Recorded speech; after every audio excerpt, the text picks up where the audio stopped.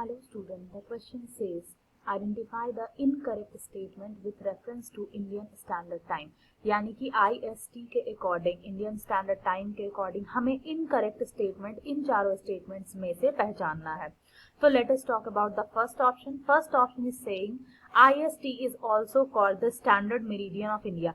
तो ये स्टेटमेंट यहाँ पे बिल्कुल सही है. जो IST है होता है, IST लाइन होता है यानी इंडियन स्टैंडर्ड टाइम होता है, उसे हम स्टैंडर्ड मेरिडियन ऑफ इंडिया भी कहते हैं. Standard meridian of India, okay, meridian of India भी कहते हैं. तो ये पॉइंट जो यहाँ पे होगा ये होगा ट्रू हो जाएगा. ठीक है, ये करेक्ट है.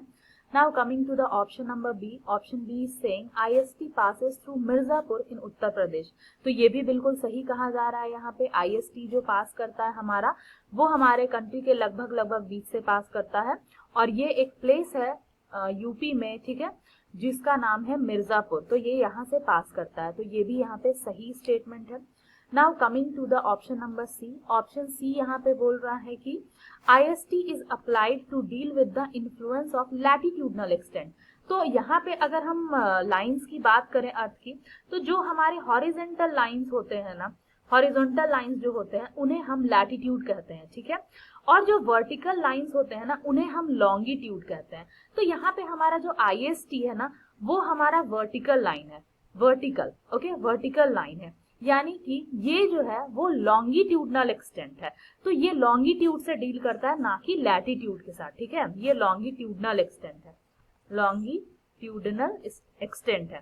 तो ये लैटिट्यूड से डील नहीं करता है. तो यहाँ पे जो थर्ड ऑप्शन होगा यानी ऑप्शन सी होगा, ये यहाँ पे इनकरेक्ट हो जाएगा.